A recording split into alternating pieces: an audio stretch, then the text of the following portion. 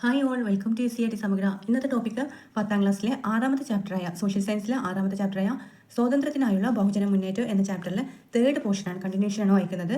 അപ്പോൾ വിപ്ലവ പ്രസ്ഥാനങ്ങൾ വരെയാണ് നമ്മൾ വായിച്ചു നിർത്തിയിട്ടുണ്ട്. ഇന്ന് അതിൻ്റെ ബാക്കിയാണ്. സ്വാതന്ത്ര്യം എന്ന ലക്ഷ്യത്തിലെത്താൻ വേണ്ടിയിട്ട് കോൺഗ്രസിൻ്റെയും മഹാത്മാഗാന്ധിയുടെയും നേതൃത്വത്തിൽ നടന്ന സമര രീതികൾക്കൊപ്പം അഹിംസാ മാർഗത്തിന് പകരം ചിലർ വിപ്ലവത്തിൻ്റെ വഴി സ്വീകരിച്ചു. യുവാക്കളായിരുന്നു ഇവരിൽ ഭൂരിഭാഗം പേരും.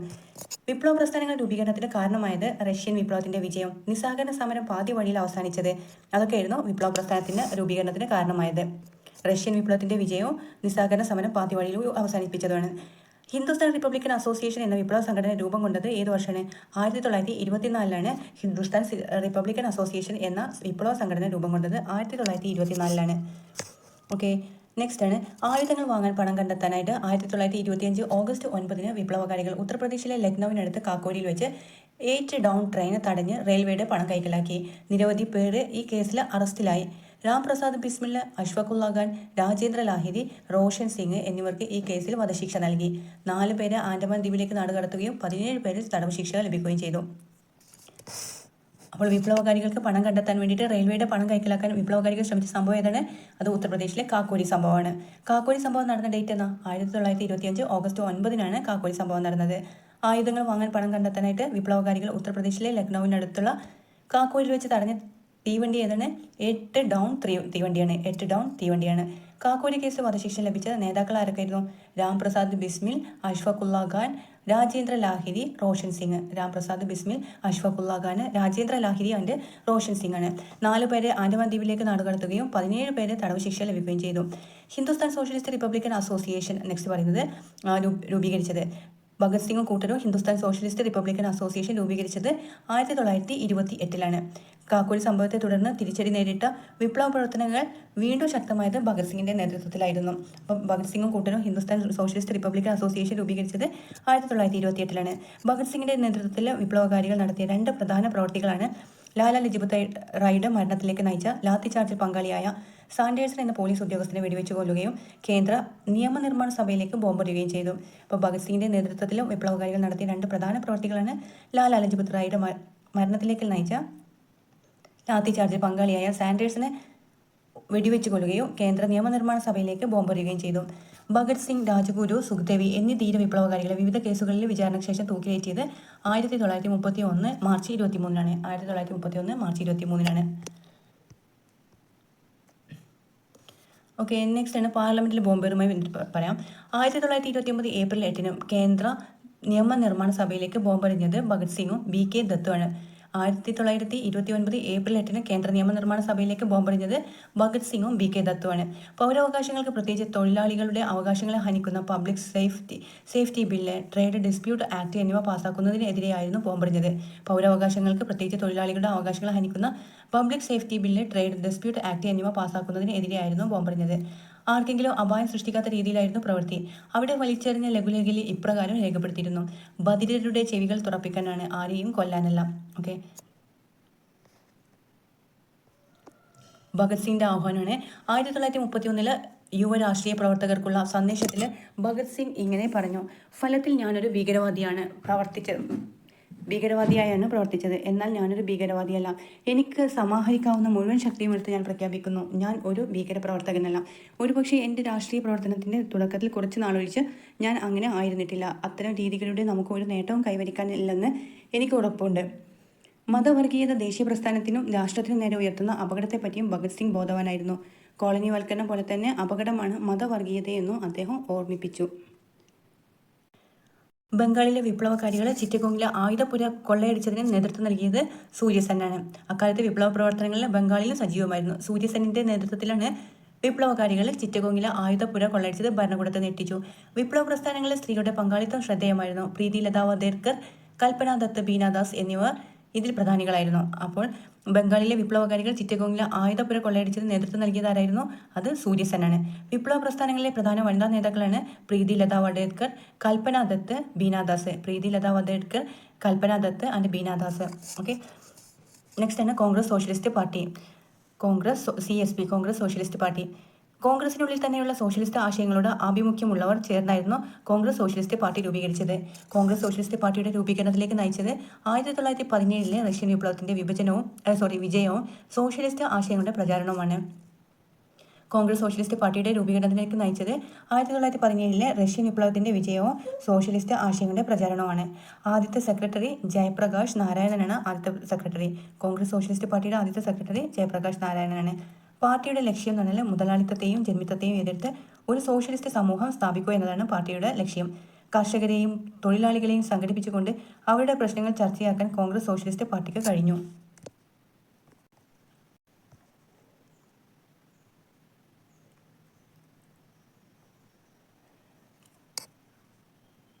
കോൺഗ്രസ് സോഷ്യലിസ്റ്റ് പാർട്ടിയുടെ രൂപീകരണം മുതൽ അതിന്റെ പ്രവർത്തനങ്ങളിൽ കമലാദേവി ചതോപാധ്യായ സജീവമായിരുന്നു. കോൺഗ്രസ് സോഷ്യലിസ്റ്റ് പാർട്ടിയുടെ അധ്യക്ഷയായി പ്രവർത്തിച്ച കമലാദേവി ചതോപാധ്യായ നിയമലംഘന സമരകാലത്തും ക്വിറ്റ് ഇന്ത്യ സമരകാലത്തും അറസ്റ്റിലാവുകയും ജയിലിൽ കഴിയുകയും ചെയ്തു. അപ്പോൾ സ്ത്രീകളെ പുരുഷന്മാർക്കെതിരെ പോരാടിപ്പിക്കുകയോ സ്ത്രീകൾ പുരുഷന്മാരെ അനുകരിക്കുകയോ അല്ല വനിതാ പ്രസ്ഥാനത്തിന്റെ ലക്ഷ്യം. സ്വന്തം കഴിവുകളെക്കുറിച്ചും ചുമതലകളെക്കുറിച്ചും വനിതകളിൽ അവബോധം സൃഷ്ടിക്കുക, മറ്റ് ലിംഗവിഭാഗങ്ങളിൽപ്പെട്ടവരോട് ആദരവ് ഉണ്ടാക്കിയെടുക്കുക എന്നിവയാണ് അതിന്റെ ലക്ഷണങ്ങൾ. 1944 മുംബൈയിൽ നടന്ന വനിതാ സമ്മേളനത്തിൽ നടത്തിയ പ്രസംഗത്തിൽ അവർ ഇങ്ങനെ പറഞ്ഞത്: സ്ത്രീകൾ പുരുഷന്മാർക്കെതിരെ പോരാടിപ്പിക്കുകയോ സ്ത്രീകൾ പുരുഷന്മാരെ അനുകരിക്കുകയോ അല്ല വനിതാ പ്രസ്ഥാനത്തിന്റെ ലക്ഷ്യം. സ്വന്തം കഴിവുകളെക്കുറിച്ചും ചുമതലകളെക്കുറിച്ചും വനിതകൾക്ക് അവബോധം സൃഷ്ടിക്കുകയും മറ്റ് ലിംഗവിഭാഗങ്ങളിൽപ്പെട്ടവരുടെ ആദരവ് ഉണ്ടാക്കിയെടുക്കുകയോ എന്നതാണ് ഇതിന്റെ ലക്ഷ്യങ്ങൾ. 1929 സാമ്പത്തിക മാന്ദ്യം അമേരിക്കയും ഇംഗ്ലണ്ടും ഉൾപ്പെടെയുള്ള രാജ്യങ്ങളുടെ സമ്പദ് വ്യവസ്ഥയെ തകർക്കുകയുണ്ടായി. 1929 സാമ്പത്തിക മാന്ദ്യം അമേരിക്കയും ഇംഗ്ലണ്ടും ഉൾപ്പെടെയുള്ള രാജ്യങ്ങളുടെ സമ്പദ് വ്യവസ്ഥയെ തകർക്കുകയുണ്ടായി. ഈ സാമ്പത്തിക മാന്ദ്യത്തെ അതിജീവിക്കാൻ സോവിയറ്റ് യൂണിയന് സാധിച്ചു.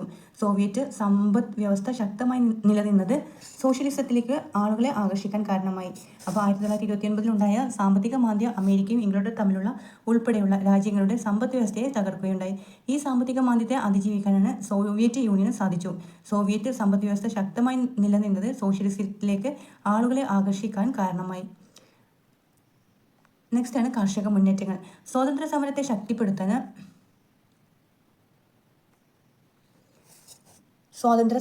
ശക്തിപ്പെടുത്താൻ കർഷകരുടെ പങ്കാളിത്തം അനിവാര്യമാണെന്ന് ഗാന്ധിജി ഉൾപ്പെടെയുള്ള നേതാക്കൾ തിരിച്ചറിഞ്ഞിരുന്നു. കർഷകർ നേരിട്ട പ്രധാന പ്രശ്നങ്ങളാണ് അമിതമായ നികുതി, ജന്മിമാരുടെ ചൂഷണം, കുടിയൊഴിപ്പിക്കൽ. കർഷകർ നേരിട്ട പ്രധാന പ്രശ്നങ്ങൾ എന്തൊക്കെയായിരുന്നു? അമിതമായ നികുതി, ജന്മിമാരുടെ ചൂഷണം, കുടിയൊഴിപ്പിക്കൽ. 1920കളിൽ കിസാൻ സഭകൾ രൂപീകരിച്ച് കർഷകർ സംഘടിച്ചു തുടങ്ങി. 1920കളിലാണ് കിസാൻ സഭകൾ രൂപീകരിച്ച് കർഷകർ സംഘടിച്ചു തുടങ്ങിയത്. ഉത്തർപ്രദേശിലെ അവധ് മേഖലയിൽ നടന്ന കർഷക മുന്നേറ്റം അറിയപ്പെടുന്നത് ഐക്യപ്രസ്ഥാനം എന്നാണ്.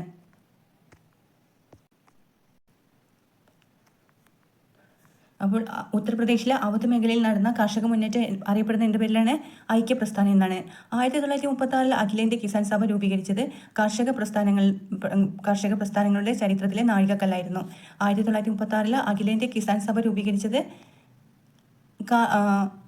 കർഷക പ്രസ്ഥാനങ്ങളുടെ ചരിത്രത്തിലെ നാഴികക്കല്ലായിരുന്നു.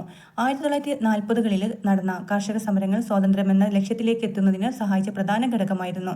പിൽക്കാല കർഷക സമരങ്ങളിലെ പ്രധാനപ്പെട്ടവയായിരുന്നു ബംഗാളിലെ തേഭാഗ സമരം, ആന്ധ്രയിലെ തെലങ്കാന സമരം തുടങ്ങിയവ. കർഷക സമരങ്ങളിൽ പ്രധാനപ്പെട്ടവ ഏതൊക്കെയായിരുന്നു? ബംഗാളിലെ തേഭാഗ സമരവും ആന്ധ്രയിലെ തെലങ്കാന സമരവുമാണ്. ഓക്കെ, തേഭാഗ സമരം നോക്കാം. അഖിലേന്ത്യാ കിസാൻ സഭയുടെ നേതൃത്വത്തിൽ 1946-47 കാലത്താണ് തേഭാഗ സമരം നടന്നത്. ഭൂപ്രഭുക്കന്മാരായ ജോത്തേദാർമാർക്ക് എതിരായിരുന്നു കർഷകരുടെ സമരം. വിളവ് രണ്ടായി ഭാഗിച്ച് ഒരു ഭാഗം ജോത്തേദാർമാർക്ക് നൽകുന്ന രീതിയാണ് ഉണ്ടായിരുന്നത്. വിളവിനെ 3ആയി ഭാഗിക്കണമെന്നോ 2 ഭാഗം തങ്ങൾക്ക് ലഭിക്കണമെന്നോ ആവശ്യപ്പെട്ട് കർഷകർ നടത്തിയ സമരത്തിലെ മുദ്രാവാക്യമായിരുന്നു തേ ഭാഗ ചായ്, 3ൽ 2 ഭാഗം ഞങ്ങൾക്ക് വേണം, വി വാണ്ട് 2/3 ഷെയർ എന്നത്. തേ ഭാഗ ചായ് എന്നത്. അപ്പോൾ തേഭാഗ സമരം നടന്നത് 1946-47 വർഷങ്ങളിലാണ് തേഭാഗ സമരം നടന്നത്. തേഭാഗ സമരത്തിന് നേതൃത്വം നൽകിയതാരാ? അഖിലേന്ത്യാ കിസാൻ സഭയാട്ടോ. തേഭാഗ സമരത്തിന് നേതൃത്വം നൽകിയത് അഖിലേന്ത്യാ കിസാൻ സഭയാണ്. ഭൂപ്രഭുക്കന്മാരായ ജോത്തേദാർമാർക്ക് എതിരായിരുന്നു കർഷക സമരം. വിളവ് 2ആയി ഭാഗിച്ച് ഒരു ഭാഗം ജോത്തേദാർമാർക്ക് നൽകുന്ന രീതിക്ക് പകരം വിളവിനെ 3ആയി ഭാഗിച്ച് 2 ഭാഗം തങ്ങൾക്ക് ലഭിക്കണമെന്നും കർഷകർ ആവശ്യപ്പെട്ടു. തേഭാഗ സമരത്തിന്റെ മുദ്രാവാക്യമാണ് തേഭാഗ ചായ്, വി വാണ്ട് 2/3 ഷെയർ, തേഭാഗ ചായ്. ഓക്കെ, നെക്സ്റ്റ് ആണ് തെലങ്കാന സമരം.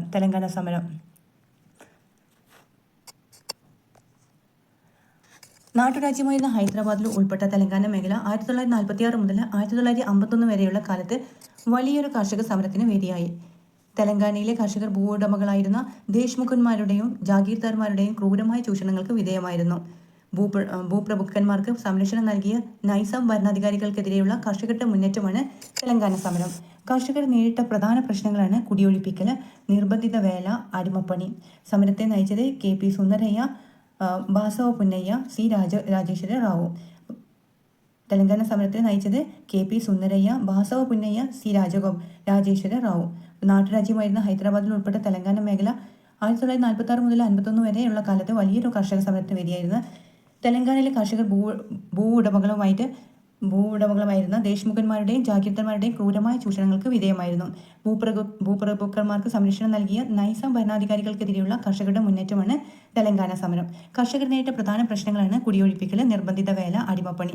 അപ്പോൾ ഈ സമരത്തെ നയിച്ചിരുന്നത് ആരൊക്കെയായിരുന്നു? KP Sundarayya, Basava Punnaiah, C. Rajeshwara Rao. Next ആണ് സംഘടിതരാകുന്ന തൊഴിലാളികൾ. ആധുനിക വ്യവസായശാലകൾ നിലവിൽ വന്നതോടെ ഒരു ആധുനിക തൊഴിലാളി വർഗ്ഗം ഇന്ത്യയിൽ രൂപപ്പെട്ടു. തൊഴിലാളികൾ നേരിട്ട പ്രധാന പ്രശ്നങ്ങളാണ് കുറഞ്ഞ കൂലി, കൂടുതൽ ജോലി സമയം, സ്ത്രീ ബാല തൊഴിലാളികൾ നേരിട്ട ചൂഷണം തുടങ്ങിയവ. ദേശീയ അടിസ്ഥാനത്തിൽ രൂപീകരിക്കപ്പെട്ട ഇന്ത്യയിലെ ആദ്യത്തെ തൊഴിലാളി സംഘടനയാണ് AITUC, all India trade union Congress. ദേശീയ അടിസ്ഥാനത്തിൽ രൂപീകരിക്കപ്പെട്ട ഇന്ത്യയിലെ ആദ്യത്തെ തൊഴിലാളി സംഘടനയാണ് AITUC. രണ്ടാം ലോക യുദ്ധാനന്തര കാലത്ത് നടന്ന റെയിൽവേ, കമ്പി, തപാൽ തൊഴിലാളികളുടെ പണിമുടക്ക് സമരങ്ങൾ ഇന്ത്യയെ പിടിച്ചുകുലുക്കി. രണ്ടാം ലോക മഹായുദ്ധകാലത്ത് നടന്ന റെയിൽവേ, കമ്പി, തപാൽ തൊഴിലാളികളുടെ പണിമുടക്ക് സമരങ്ങൾ ഇന്ത്യയെ പിടിച്ചുകുലുക്കി. 1946 റോയൽ ഇന്ത്യൻ നേവിയിലെ കലാപത്തിന് പിന്തുണയുമായിട്ട് തൊഴിലാളികൾ ബോംബെയിൽ നടത്തിയ ആ പണിമുടക്ക് സംഘർഷത്തിലാണ് അവസാനിച്ചത്. 1946 റോയൽ നേവിയിലെ തൊഴിലാളികൾ ബോംബെയിൽ നടത്തിയ പണിമുടക്ക് സംഘർഷത്തിലാണ് അവസാനിച്ചത്. നെക്സ്റ്റ് നാവിക കലാപം. ബ്രിട്ടീഷ് ഇന്ത്യയിലെ നാവിക സൈന്യം അറിയപ്പെട്ടിരുന്ന പേരാണ് റോയൽ ഇന്ത്യൻ നേവി എന്ന്. ബ്രിട്ടീഷ് ഇന്ത്യയിലെ നാവിക സൈന്യമായിരുന്നു റോയൽ ഇന്ത്യൻ നേവി. 1946 ഫെബ്രുവരിയിൽ റോയൽ ഇന്ത്യൻ നേവിയിലെ നാവികർ ബ്രിട്ടീഷ് ഭരണത്തിനെതിരെ കലാപം നടത്തി.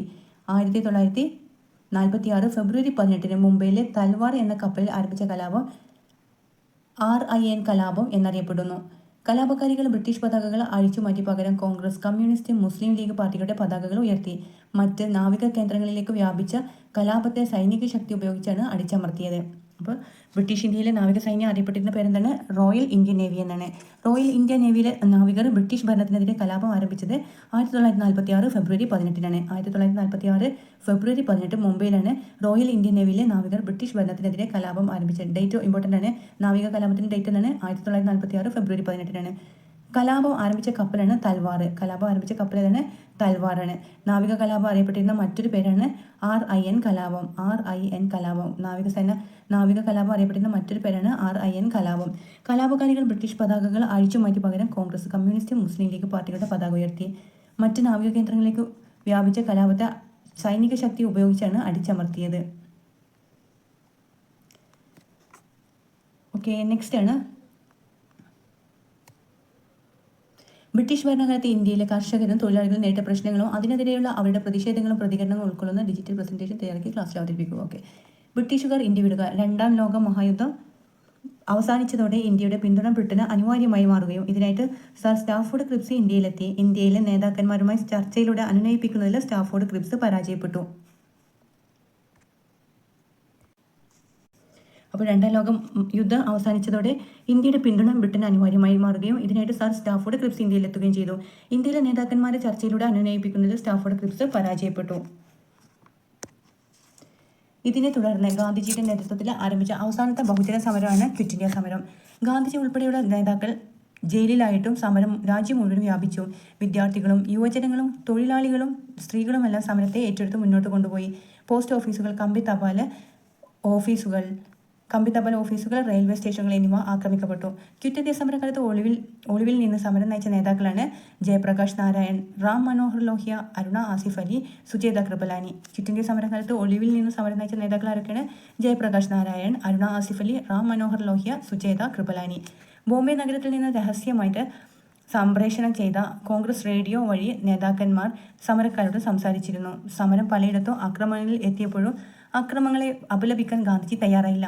ഭരണകൂടത്തിന്റെ അക്രമമാണ് ജനങ്ങളെ പ്രകോപിപ്പിച്ചതെന്നായിരുന്നു ഗാന്ധിജിയുടെ നിലപാട്.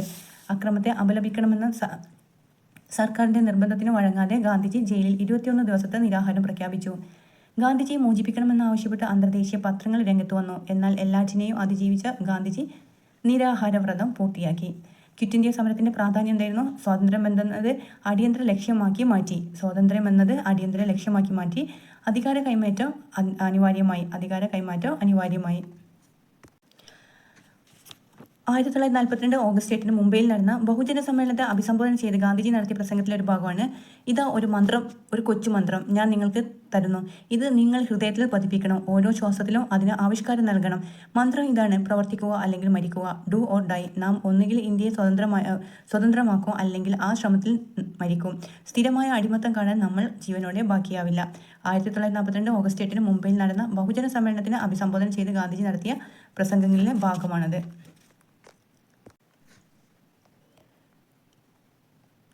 ഓക്കെ, നെക്സ്റ്റ് ആണ് ക്വിറ്റ് ഇന്ത്യ സമരകാലത്ത് ബ്രിട്ടീഷ് സർക്കാരിൽ നിന്ന് മോചിപ്പിക്കപ്പെട്ട് താൽക്കാലിക ഭരണകൂടങ്ങൾ സ്ഥാപിക്കപ്പെട്ട പ്രദേശങ്ങളാണ്. അപ്പോൾ ക്വിറ്റ് ഇന്ത്യ സമരകാലത്ത് ചില പ്രദേശങ്ങൾ ബ്രിട്ടീഷ് ഉദ്യോഗസ്ഥരുടെ നിയന്ത്രണങ്ങളിൽ നിന്ന് മോചിപ്പിക്കപ്പെട്ടിരുന്നു. അവിടങ്ങളിൽ താൽക്കാലിക ഭരണകൂടം സ്ഥാപിക്കപ്പെട്ടു. അപ്പോൾ അതിലുള്ള പ്ലേസുകളാണ് ബല്ലിയ. ഉത്തർപ്രദേശിലെ ബല്ലിയയിൽ ചിട്ടു പാണ്ഡെയുടെ നേതൃത്വത്തിലുള്ള സമാന്തര ഭരണം സ്ഥാപിച്ചു. ഉത്തർപ്രദേശിലെ ബല്ലിയയിൽ ചിട്ടു പാണ്ഡെയുടെ നേതൃത്വത്തിലുള്ള സമാന്തര ഭരണം സ്ഥാപിച്ചു. ഇനി സത്താറ. മഹാരാഷ്ട്രയിലെ സത്താറയിൽ നാനാ പാട്ടീലിന്റെ നേതൃത്വത്തിലുള്ള ഭരണകൂടം 1945 വരെ ഭരിച്ചു. മഹാരാഷ്ട്രയിലെ സത്താറയിൽ നാനാ പട്ടീലിന്റെ നേതൃത്വത്തിലുള്ള ഭരണകൂടം 1945 വരെ ഭരിച്ചു. ഇനി താംലൂക്ക്. ബംഗാളിലെ താംലൂക്കിലെ പുതിയതായിട്ട് നിലവിൽ വന്ന ഭരണകൂടം വിദ്യാലയങ്ങൾക്ക് സഹായം നൽകി, കോടതികൾ സ്ഥാപിച്ചു, മിച്ചമുള്ള ധാന്യം ദരിദ്രർക്ക് നൽകിയും 1 വർഷം വരെ ഭരിച്ചു. താംലൂക്ക്. അപ്പോൾ ബല്ലിയ, സത്താറ, താംലൂക്ക്. അപ്പോൾ ബല്ലിയ എന്നുള്ള പ്ലേസ് ഏത് സ്റ്റേറ്റിലാണ്? ഉത്തർപ്രദേശിലെ ബല്ലിയയിലെ ചിട്ടുപാണ്ഡയുടെ നേതൃത്വത്തിലുള്ള സമാന്തര ഭരണം സ്ഥാപിക്കപ്പെട്ടു. സത്താറ എന്നുള്ളത് മഹാരാഷ്ട്രയിലെ സത്താറയിലെ നാനാപട്ടീൽ ബല്ലിയയിലെ ചിട്ടുപാണ്ഡ. സത്താറയിലാണെങ്കിൽ നാനാപട്ടീലിന്റെ നേതൃത്വത്തിൽ വന്ന ഭരണകൂടം 1945 വരെ നിലനിന്നു. പിന്നെ താംലൂക്ക് എന്നത് ബംഗാളിലെ താംലൂക്കിൽ പുതിയതായി നിലവിൽ വന്ന ഭരണകൂടം വിദ്യാലയങ്ങൾക്ക് സഹായം നൽകി, കോടതികൾ സ്ഥാപിച്ചു, മിച്ചമുള്ള ധാന്യം ദരിദ്രർക്ക് നൽകിയും 1 വർഷം വരെ ഭരിച്ചു.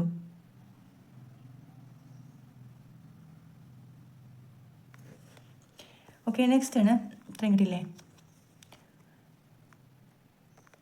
ഡൽഹി ചലോ. ഇന്ത്യയുടെ സ്വാതന്ത്ര്യത്തിനായുള്ള അവസാന യുദ്ധം ആരംഭിച്ചിരിക്കുന്നു. രാഷ്ട്രപിതാവേ, ഇന്ത്യയുടെ മോചനത്തിനായിട്ട് ഈ വിശുദ്ധ യുദ്ധത്തിൽ ഞങ്ങൾ അങ്ങയുടെ അനുഗ്രഹങ്ങൾ തേടുകയാണ്. 1944 ജൂലൈ 6 ആസാദ് ഹിന്ദ് റേഡിയോ വഴി സുഭാഷ് ചന്ദ്രബോസ് ഗാന്ധിജിയെ അഭിസംബോധന ചെയ്ത് നടത്തിയ പ്രസംഗത്തിലെ വാക്കുകളാണ് മുകളിൽ നിങ്ങൾ വായിച്ചത്. ഇന്ത്യയുടെ സ്വാതന്ത്ര്യത്തിനായിട്ട് തികച്ചും വേറിട്ട വഴി സ്വീകരിച്ച നേതാവായിരുന്നു സുഭാഷ് ചന്ദ്രബോസ്. 2 തവണ കോൺഗ്രസിന്റെ പ്രസിഡന്റായ സുഭാഷ് ചന്ദ്രബോസ് പിന്നീട് ഗാന്ധിയുമായുള്ള അഭിപ്രായ വ്യത്യാസത്തെ തുടർന്ന് കോൺഗ്രസിൽ നിന്ന് രാജിവെച്ച് ഫോർവേഡ് ബ്ലോക്ക് എന്ന പാർട്ടി രൂപീകരിച്ചു. 2ാം ലോക യുദ്ധകാലത്ത് സിംഗപ്പൂരിലെത്തിയ സുഭാഷ് ചന്ദ്രബോസ് ഇന്ത്യൻ നാഷണൽ ആർമിയുടെ നേതൃത്വം ഏറ്റെടുത്തു. ഇന്ത്യൻ നാഷണൽ ആർമി അല്ലെങ്കിൽ ഐ.എൻ.എ പുനഃസംഘടിപ്പിച്ച അദ്ദേഹം ജപ്പാൻ പട്ടാളത്തോടൊപ്പം ഇന്ത്യയിലേക്ക് മാർച്ച് ചെയ്തു. എന്നാൽ ബ്രിട്ടീഷ് പട്ടാളത്തിന്റെ കനത്ത ചെറുത്തുനിൽപ്പിനെ മറികടക്കാൻ അദ്ദേഹത്തിന്റെ ശ്രമങ്ങൾക്ക് കഴിഞ്ഞില്ല. ലക്ഷ്യം നേടുന്നതിന് വേണ്ടത്ര വിജയിച്ചില്ലെങ്കിലും സ്വാതന്ത്ര്യ സമരത്തിന്റെ അവസാന ഘട്ടത്തിൽ ജനങ്ങളിൽ ആവേശം സൃഷ്ടിക്കാൻ ഐ.എൻ.എക്ക് കഴിഞ്ഞു. 2ാം ലോക യുദ്ധം അവസാനിച്ചതിനു ശേഷം ബ്രിട്ടീഷുകാർ പിടികൂടിയ ഐ.എൻ.എ ഭടന്മാരെ ഡൽഹിയിലെ ചെങ്കോട്ടിൽ വെച്ച് വിചാരണ ചെയ്തു. Colonel Prem Sahgal, colonel G.S. Dhillon, Shahnawaz Khan തുടങ്ങിയവരെ വിചാരണ ചെയ്യുന്നതിനെതിരെ വലിയ പ്രക്ഷോഭങ്ങൾ രാജ്യം സാക്ഷ്യം വഹിച്ചു. ജവഹർലാൽ നെഹ്റു ഉൾപ്പെടെയുള്ള കോൺഗ്രസ് നേതാക്കൾ വിചാരണ വേളയിൽ കോടതിയിലെത്തി.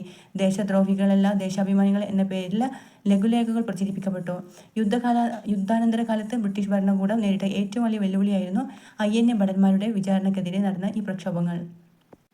അപ്പോൾ ഇതൊക്കെ നമ്മൾ പഠിച്ചത് ഇന്ത്യയുടെ സ്വാതന്ത്ര്യത്തിനായിട്ട് തികച്ചും വേറിട്ട വഴി സ്വീകരിച്ച നേതാവാണ് സുഭാഷ് ചന്ദ്രബോസ്. സുഭാഷ് ചന്ദ്രബോസ് എത്ര തവണ കോൺഗ്രസിന്റെ പ്രസിഡന്റ് ആയിട്ടുണ്ട്? 2 തവണ കോൺഗ്രസിന്റെ പ്രസിഡന്റ് ആയിട്ടുണ്ട്. സുഭാഷ് ചന്ദ്രബോസ് ഗാന്ധിയുമായിട്ടുള്ള അഭിപ്രായ വ്യത്യാസത്തെ തുടർന്ന് കോൺഗ്രസിൽ നിന്ന് രാജിവെച്ച് രൂപീകരിച്ച പാർട്ടി ഏത് പാർട്ടിയാണ്? അത് ഫോർവേഡ് ബ്ലോക്കാണ്. ഇന്ത്യൻ നാഷണൽ ആർമിയുടെ രൂപീകരണത്തിന് മുൻകൈയെടുത്ത ബ്രിട്ടീഷ് ഇന്ത്യൻ പട്ടാളത്തിലെ ഓഫീസർ ആരാണ്? അത് മോഹൻ സിംഗ് ആണ്. ഇന്ത്യൻ നാഷണൽ ആർമിയുടെ രൂപീകരണത്തിന് മുൻകൈയെടുത്ത ബ്രിട്ടീഷ് ഇന്ത്യൻ പട്ടാളത്തിലെ ഓഫീസറാണ് മോഹൻ സിംഗ്. 2ാം ലോക യുദ്ധകാലത്ത് സിംഗപ്പൂരിലെത്തിയ സുഭാഷ് ചന്ദ്രബോസ് ഇന്ത്യൻ നാഷണൽ ആർമിയുടെ നേതൃത്വം ഏറ്റെടുത്തു. ഐ.എൻ.എയെ പുനഃസംഘടിപ്പിച്ച അദ്ദേഹം ജപ്പാൻ പട്ടാളത്തോടൊപ്പം ഇന്ത്യയിലേക്ക് മാർച്ച് നടത്തി. ഇന്ത്യൻ നാഷണൽ ആർമിയുടെ വനിതാ വിഭാഗം ആരാണ്? റാണി ഝാൻസി റെജിമെന്റ് കേട്ടോ. ഏതാ വിഭാഗത്തിന്റെ പേരാണ്? റാണി ഝാൻസി റെജിമെന്റ്. ഇന്ത്യൻ നാഷണൽ ആർമിയുടെ വനിതാ വിഭാഗമാണ് റാണി ഝാൻസി റെജിമെന്റ്. റാണി ഝാൻസി റെജിമെന്റിന് നേതൃത്വം നൽകിയ മലയാളി വനിതയാണ് ക്യാപ്റ്റൻ ലക്ഷ്മി സൈഗാൾ. ക്യാപ്റ്റൻ ലക്ഷ്മി സൈഗാളാണ് റാണി ഝാൻസി റെജിമെന്റിന് നേതൃത്വം നൽകിയ മലയാളി വനിത.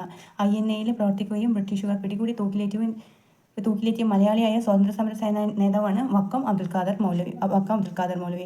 INA പ്രവർത്തിക്കുകയും ബ്രിട്ടീഷുകാർ പിടികൂടി തൂക്കിലേറ്റിയ മലയാളിയായ സ്വാതന്ത്ര്യ സമര നേതാവാണ് വക്കം അബ്ദുൽ ഖാദറാണ്. രണ്ടാം ലോക യുദ്ധം അവസാനിച്ചതിന് ശേഷം ബ്രിട്ടീഷുകാർ പിടികൂടി ഡൽഹിയിലെ ചെങ്കോട്ടയിൽ വെച്ച് വിചാരണ ചെയ്ത INA ഭടന്മാരാണ് colonel Prem Sahgal, colonel GS Dhillon, Shahnawaz Khan. INA ഭടന്മാരാണ് colonel Prem Sahgal, colonel GS Dhillon, Shahnawaz Khan. Jawaharlal Nehru ഉൾപ്പെടെയുള്ള കോൺഗ്രസ് നേതാക്കൾ വിചാരണ വേളയിൽ കോടതിയിലെത്തി. ദേശദ്രോഹികളെല്ലാം ദേശാഭിമാനികൾ എന്ന പേരിൽ ലഘുലേഖകൾ പ്രചരിപ്പിക്കപ്പെട്ടു. നെക്സ്റ്റ് ആണ് രണ്ടാം ലോക യുദ്ധവും മാറിയ അന്താരാഷ്ട്ര സാഹചര്യങ്ങളും സ്വാതന്ത്ര്യത്തിലേക്കുള്ള യാത്ര വേഗത്തിലാക്കി. ഇന്ത്യയിലെ നേതാക്കളുമായിട്ട് ചർച്ച നടത്തി ചില നിർദ്ദേശങ്ങൾ വേവൽ പ്രഭു മുന്നോട്ട് വെച്ചു. ഈ നിർദ്ദേശങ്ങൾ ചർച്ച ചെയ്യാൻ 1945 ജൂൺ മാസത്തിൽ ഷിംലയിൽ യോഗം വിളിച്ചെങ്കിലും അതിന് വേണ്ടത്ര ഫലം കണ്ടില്ല. 1945 ജൂൺ മാസത്തിൽ ഷിംലയിൽ യോഗം വെച്ചത്. ഷിംല സമ്മേളനത്തിന് ശേഷമുള്ള ചില സുപ്രധാന സംഭവങ്ങളാണ് ചുവടെ പറയുന്നവയാണ്. ഷിംല സമ്മേളനത്തിന് ശേഷമുണ്ടായ ചില സുപ്രധാന സംഭവങ്ങളാണ് താഴെ പറയുന്നത്. ക്യാബിനറ്റ് മിഷൻ 1946 മാർച്ച് മാസത്തിലാണ് ക്യാബിനറ്റ് മിഷൻ. അധികാര കൈമാറ്റം ചർച്ച ചെയ്യാൻ വേണ്ടിയിട്ട് ഇന്ത്യയിലെത്തിയ കമ്മീഷനാണ് ക്യാബിനറ്റ് മിഷൻ. കമ്മീഷനിലെ അംഗങ്ങളാണ് Pethick Lawrence, AV Alexander, Stafford Cripps ആണ്.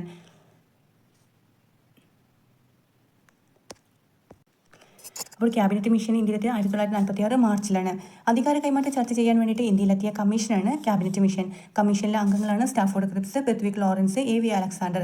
ബ്രിട്ടീഷ് മന്ത്രിസഭയിലെ അംഗങ്ങളാണ് അവർ. പ്രധാന നിർദ്ദേശങ്ങൾ: അധികാര കൈമാറ്റം നടക്കുന്നതുവരെ ഇടക്കാല ഗവൺമെന്റ് രൂപീകരിക്കുക, ഇന്ത്യക്കായിട്ട് ഭരണഘടന തയ്യാറാക്കാൻ ഒരു ഭരണഘടനാ നിർമ്മാണ സമിതി രൂപീകരിക്കുക. ഇതൊക്കെയാണ് അതിലെ പ്രധാന നിർദ്ദേശങ്ങൾ. എന്തൊക്കെയാണ്? അധികാര കൈമാറ്റം നടക്കുന്നതുവരെ ഒരു ഇടക്കാല ഗവൺമെന്റ് രൂപീകരിക്കുക, ഇന്ത്യക്കായിട്ട് ഭരണഘടന തയ്യാറാക്കാൻ ഒരു ഭരണഘടനാ നിർമ്മാണ സമിതി രൂപീകരിക്കുക. നെക്സ്റ്റ് ആണ് മൗണ്ട് ബാറ്റൺ പദ്ധതി. 1947 ജൂൺ 3 അവസാനത്തെ വൈസ്രോയി ആയിരുന്ന മൗണ്ട് ബാറ്റൺ മുന്നോട്ട് വെച്ച പദ്ധതിയാണ് മൗണ്ട് ബാറ്റൺ പദ്ധതി. 1947 ജൂൺ 3. ക്യാബിനറ്റ് മിഷൻ ആണെങ്കിൽ 1946 മാർച്ച്. മൗണ്ട് ബാറ്റൺ പദ്ധതി 1947 ജൂൺ 3. രാജ്യത്തെ ഇന്ത്യ, പാകിസ്ഥാൻ എന്നിങ്ങനെ രണ്ടായി വിഭജിച്ച് സ്വാതന്ത്ര്യം കൈമാറാൻ നിർദ്ദേശിച്ചത് മൗണ്ട് ബാറ്റൺ പദ്ധതിയാണ്. നെക്സ്റ്റ് ആണ് ഇന്ത്യയുടെ സ്വാതന്ത്ര്യം. 1947 ഓഗസ്റ്റ് 15 ബ്രിട്ടീഷ് പാർലമെന്റ് പാസാക്കിയ ഇന്ത്യൻ സ്വാതന്ത്ര്യ നിയമപ്രകാരം 1947 ഓഗസ്റ്റ് 15 ഇന്ത്യ സ്വതന്ത്രമായി. ബ്രിട്ടീഷ് പാർലമെന്റ് പാസാക്കിയ ഇന്ത്യൻ സ്വാതന്ത്ര്യ നിയമപ്രകാരം 1947 ഓഗസ്റ്റ് 15 ഇന്ത്യ സ്വതന്ത്രമായി. ജവഹർലാൽ നെഹ്റു സ്വതന്ത്ര ഇന്ത്യയുടെ ആദ്യത്തെ പ്രധാനമന്ത്രിയായി.